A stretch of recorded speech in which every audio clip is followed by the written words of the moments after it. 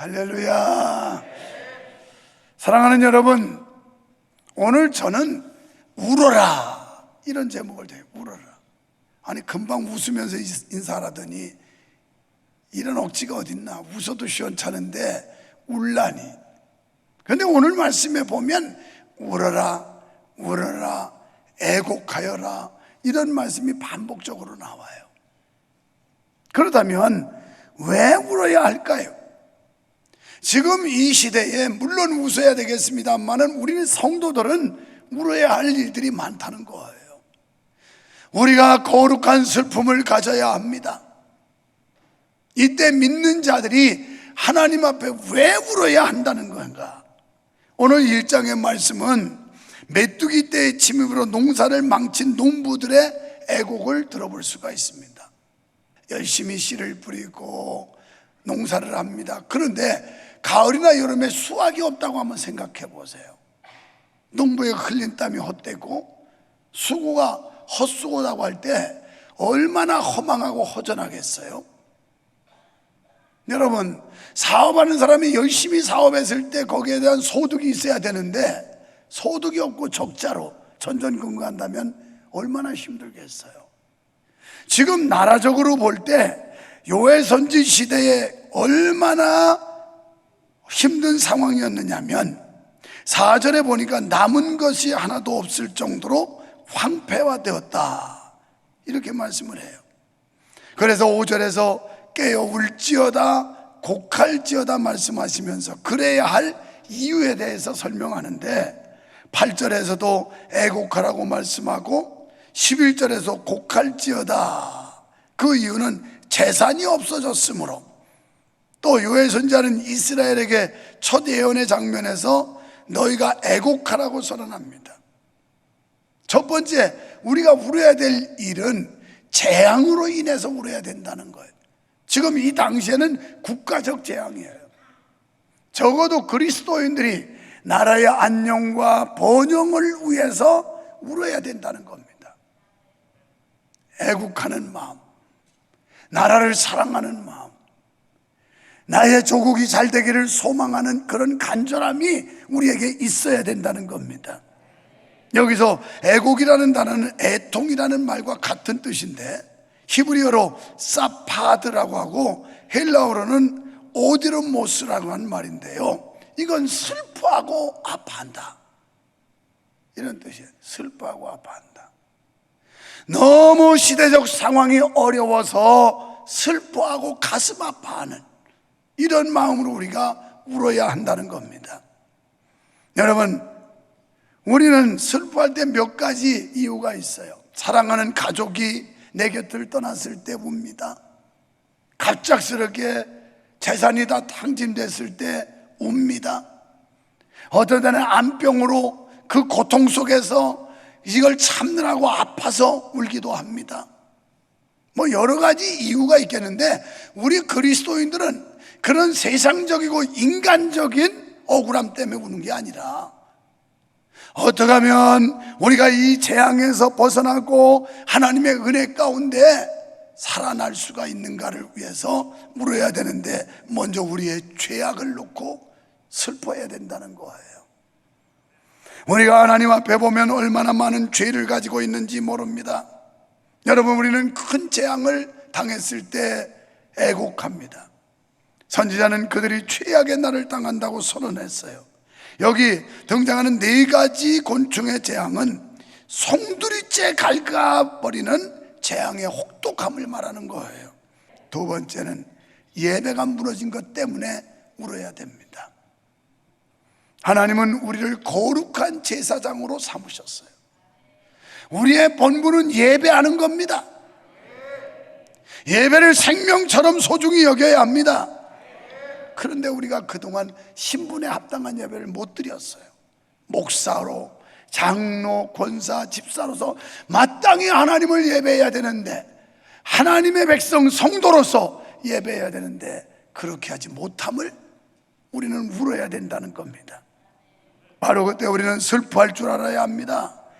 신령과 진정으로 하나님께 모여 예배해야 되는데 각종 규제와 제재로 인해서 예배하지 못했고 하나님께 감사하지 못했고 그분께 영광을 올려드리지도 못한 것을 슬퍼해야 될 줄로 믿습니다. 우리는 다윗과 같은 신앙 고백을 할 수 있어야 돼요. 시편의 말씀은 다윗왕의 신앙 고백이라고 말할 수 있을 만큼 그는 자기 아들 압살롬에게 반역당해 쫓겨다니고, 그리고 가장 총애했던 신하에게 반역을 당해서 쫓겨다니고, 이러면서 그가 애타게 그리워한 게 있었다면 하나님의 성전이었어요. 그래서 시편 122편에 다윗은 이렇게 고백합니다.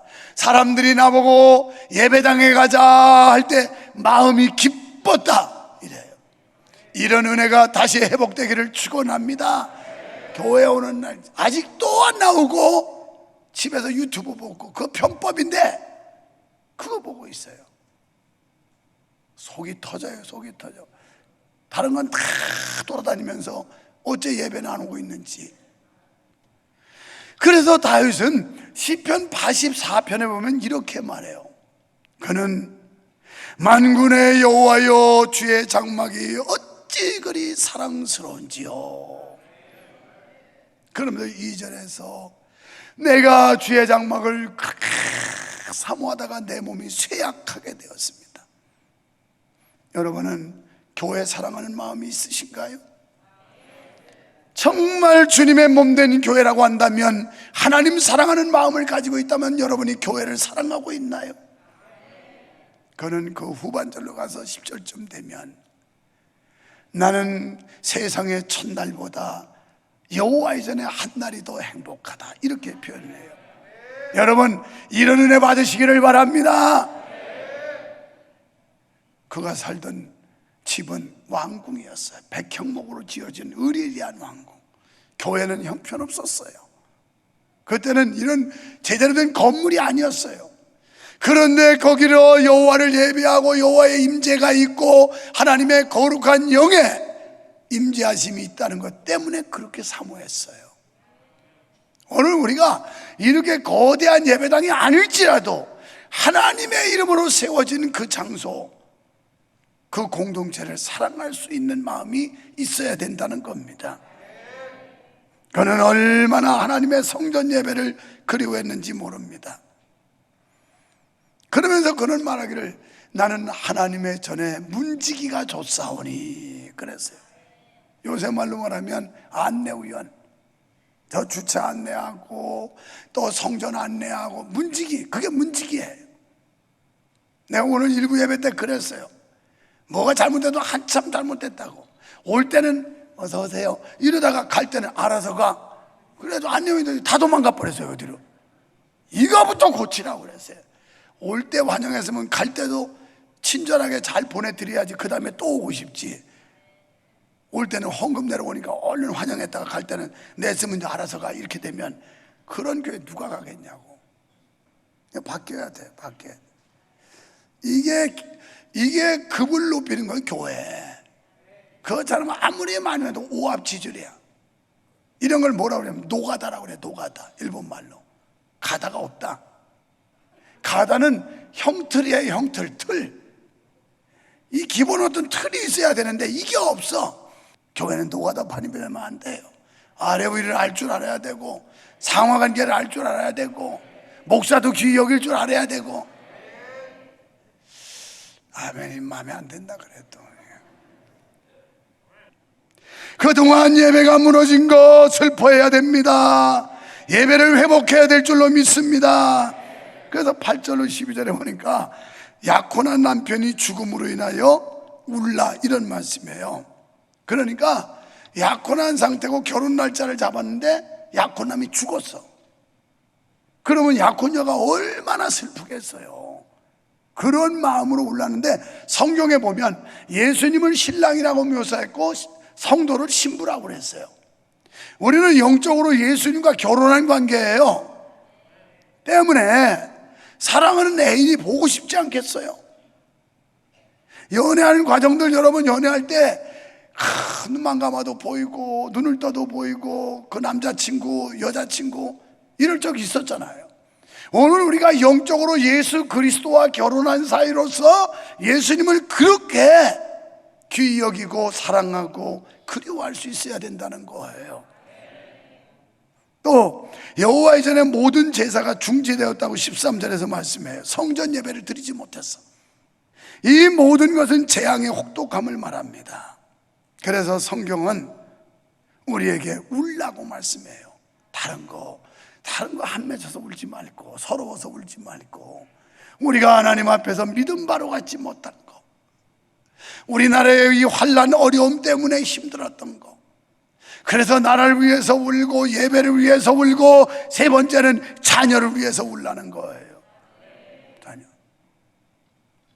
지금 이 자녀 문제 얼마나 심각한지 몰라요. 3절에 보니까 믿음이 자녀에게 자자손손이 전해져 믿음의 대를 이어가야 된다, 이렇게 말씀했어요.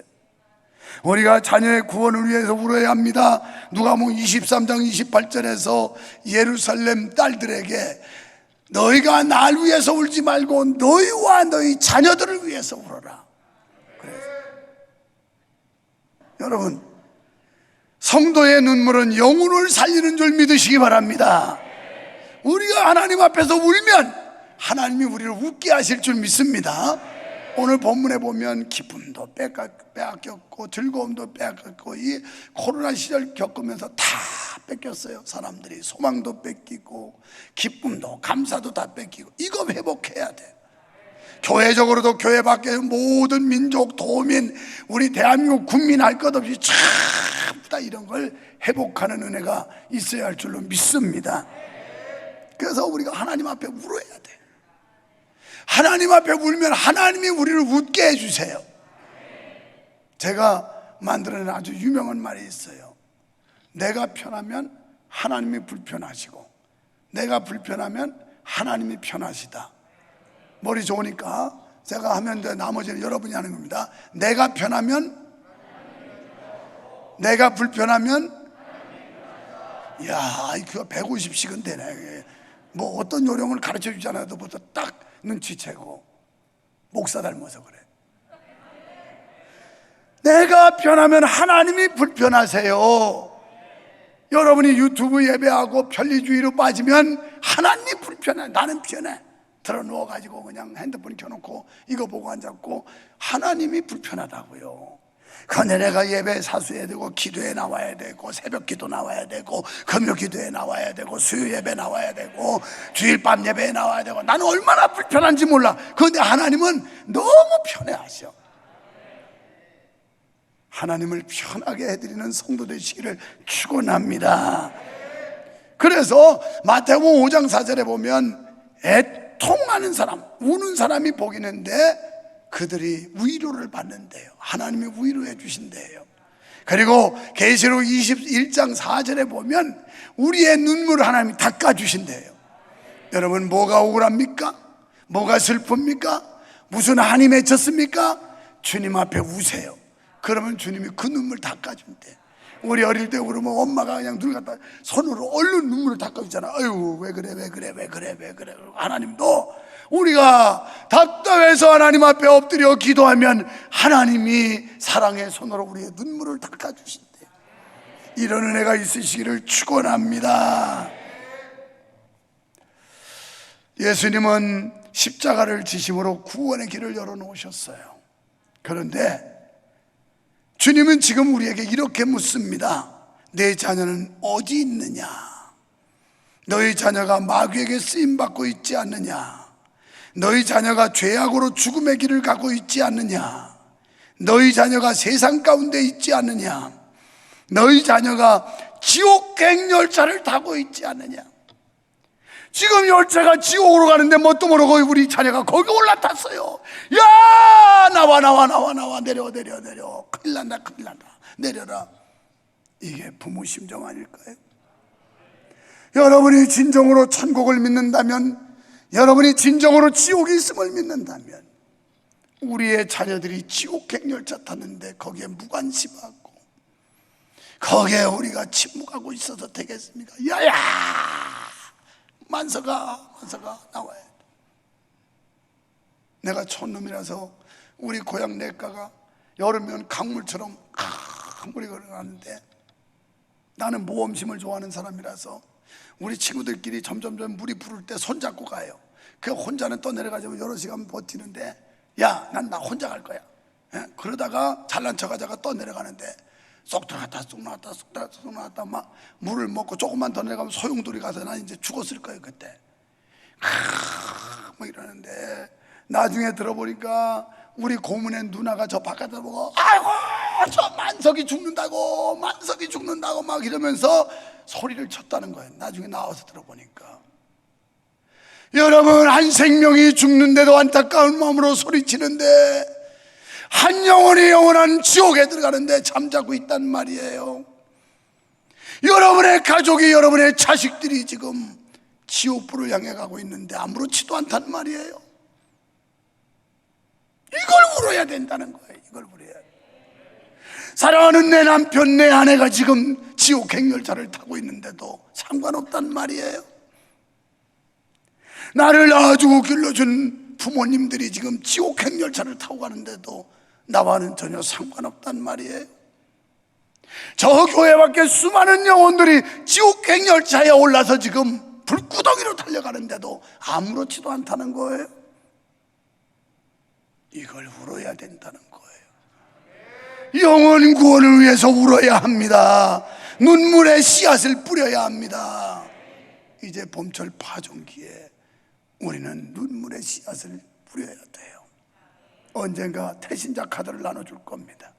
집안의 탕자들, 집안의 불신자들 이름 적어내고 지금부터 기도해서 가을 수확기에 그들을 다 영혼을 추수하자, 이런 운동을 전개하게 될 겁니다. 어찌 보면 부모는 자녀를 위해 산다고 해도 과언이 아니에요.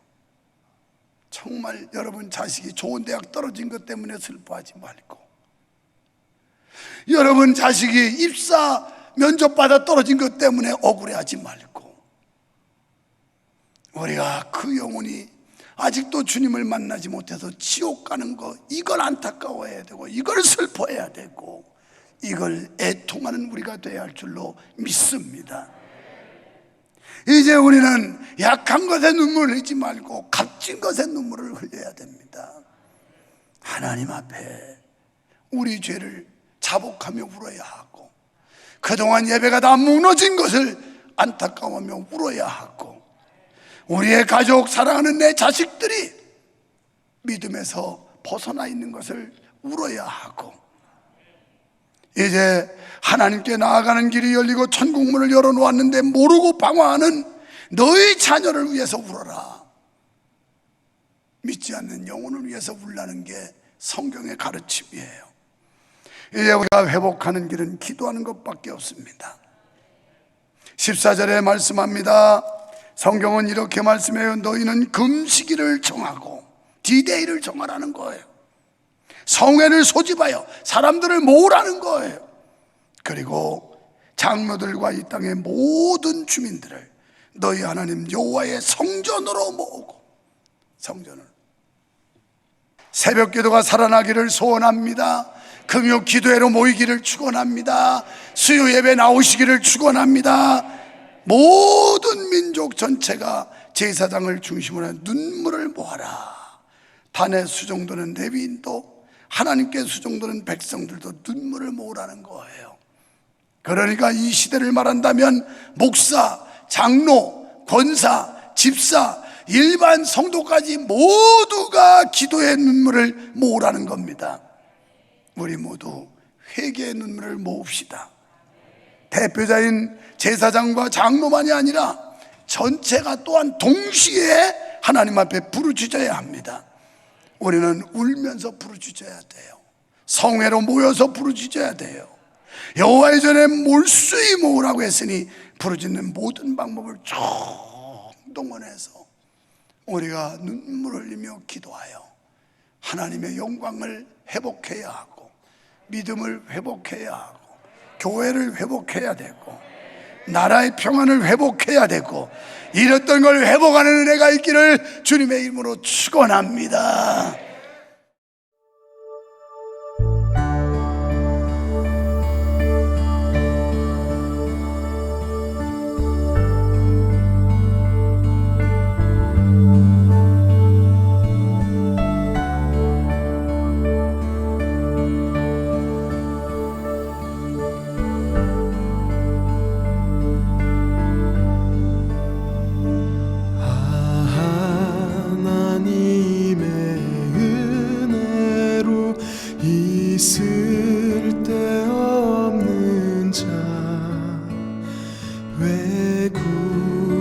허락하여 주는지 난 알 수 없도다. 내가 믿고 또 의지함은 내 모든 형편 잘 아는 주님 늘 돌보아 주실 것을 나는 확실히 아네. 왜 내게 굳센 믿음과 또 복음 주셔서 내 맘이 항상 편한지 난 알 수 없도다.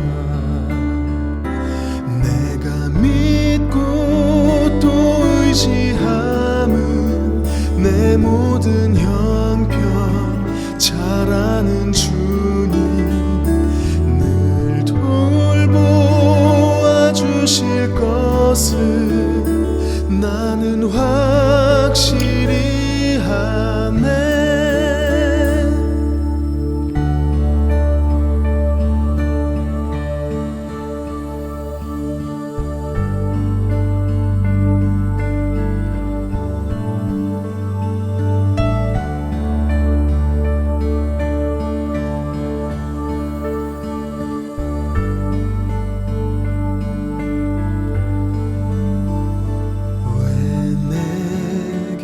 성령 주셔서 내 마음을 감동해